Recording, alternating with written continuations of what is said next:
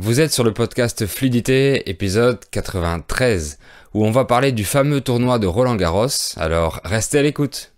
Bonjour et bienvenue dans ce nouvel épisode.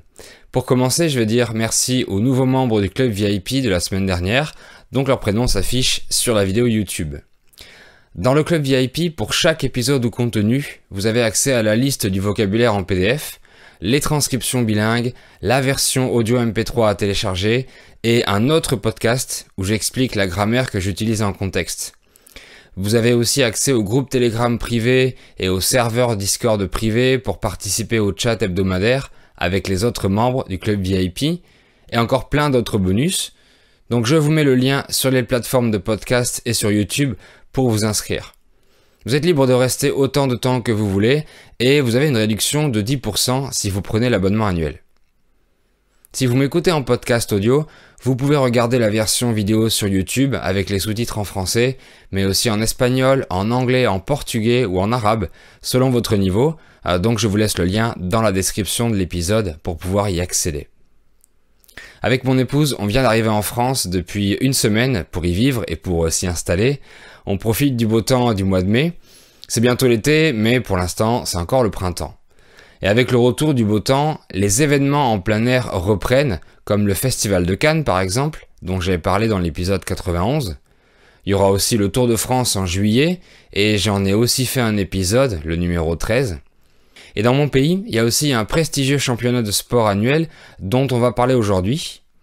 Depuis le 16 mai et jusqu'au 5 juin, les internationaux de France de tennis vont se dérouler au stade Roland-Garros, en région parisienne, et on l'appelle souvent juste Roland-Garros.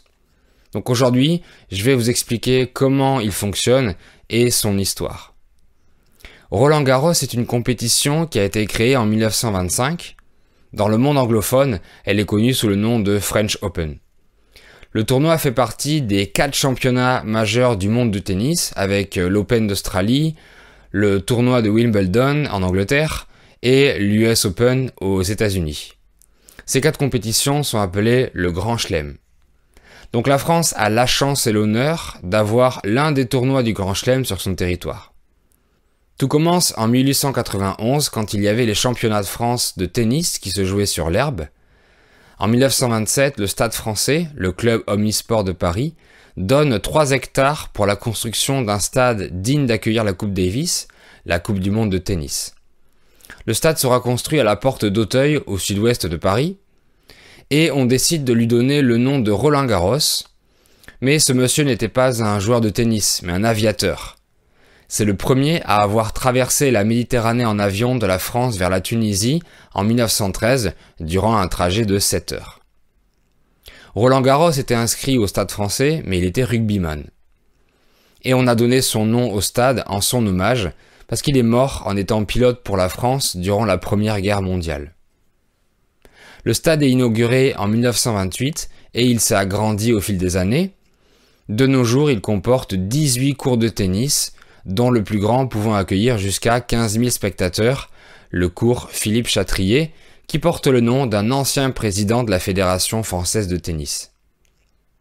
Les courts de tennis sont en terre battue de couleur ocre. C'est un mélange de plusieurs couches, de la brique pilée, du calcaire ou encore des résidus de roches volcaniques.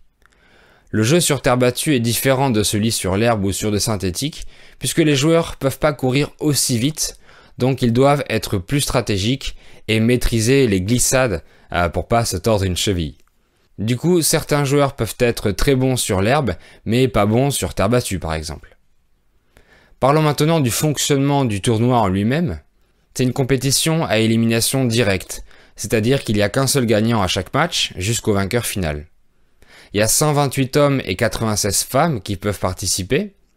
Pour les hommes, les 104 premiers du classement ATP des meilleurs tennismen mondiaux sont qualifiés d'office, c'est-à-dire sans rien faire. On y ajoute 16 joueurs qui ont réussi à passer des qualifications, plus 8 autres joueurs invités d'honneur, dont 6 étant des Français, un Américain et un Australien. Pour savoir qui va affronter qui, il y a un tirage au sort, et ensuite que le meilleur gagne. Au sujet des catégories, il y a le simple messieurs, où les hommes s'affrontent 1 contre 1. Il y a les simples dames, où ce sont les femmes qui jouent l'une contre l'autre. Mais il y a aussi les doubles messieurs, les doubles dames et les doubles mixtes, où il y a 2 joueurs contre 2 autres.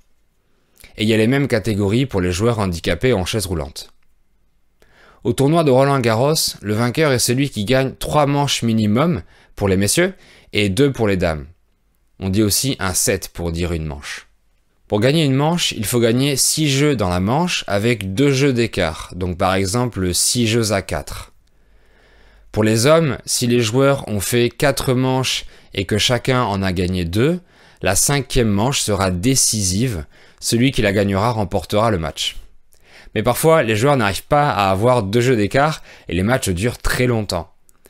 En 2004, le record du match de Roland-Garros le plus long a été battu par la rencontre entre 2 Français, Santoro et Clément, avec une durée de 6 heures et 33 minutes. Ils ont dû mettre en pause le match le soir pour le reprendre le lendemain. Mais à partir de cette édition 2022, il y aura un super tie-break dans le 5e set pour éviter ces matchs interminables et pour préserver la santé des joueurs. En fait, Roland-Garros, c'était le dernier tournoi du Grand Chelem à pas avoir de super tie-break de ce genre. Le gagnant masculin remporte la Coupe des Mousquetaires. Elle s'appelle comme ça en hommage aux 4 joueurs de l'équipe de France qui ont dominé le tennis mondial entre 1920 et 1930. Donc c'était le surnom de leur équipe.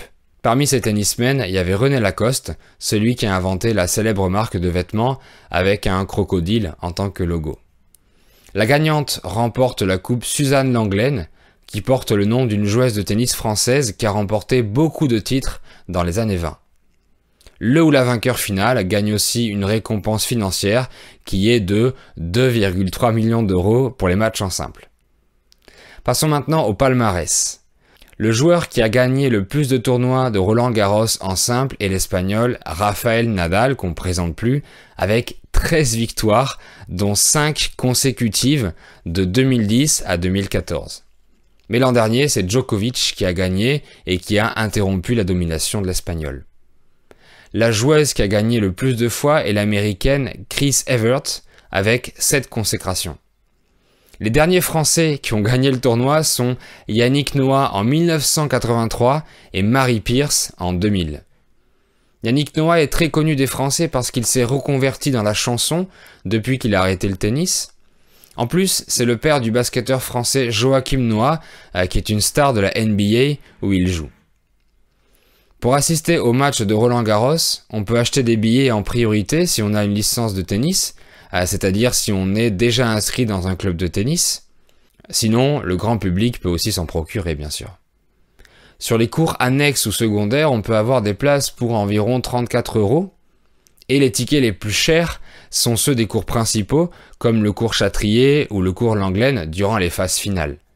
Dans ce cas, le tarif peut monter jusqu'à 310 € la place. Si vous regardez Roland-Garros à la télévision, vous pourrez sûrement voir beaucoup de stars internationales dans les gradins qui assistent au match. Roland-Garros est largement diffusé à l'international puisqu'on peut le voir dans 223 pays sur environ 170 chaînes de télévision. Et en 2021, environ 40 millions de personnes ont regardé au moins 1 minute de Roland-Garros. Alors et vous, est-ce que vous connaissiez le tournoi? Est-ce que vous le regardez à la télévision? Quel est votre joueur favori? Dites-moi dans les commentaires en français et on peut en parler ensemble. Et voilà, c'est la fin de cet épisode. Vous connaissez l'essentiel sur Roland-Garros.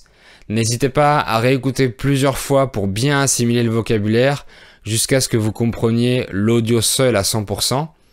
Et si vous l'avez écouté jusqu'ici, l'épisode vous a intéressé, donc mettez un petit like et abonnez-vous. Vous pouvez me donner vos suggestions dans les commentaires, ils seront les bienvenus. Et je vous dis à bientôt sur le podcast ou sur ma chaîne. Salut! Abonnez-vous en cliquant à droite et vous pouvez regarder une autre vidéo en cliquant à gauche.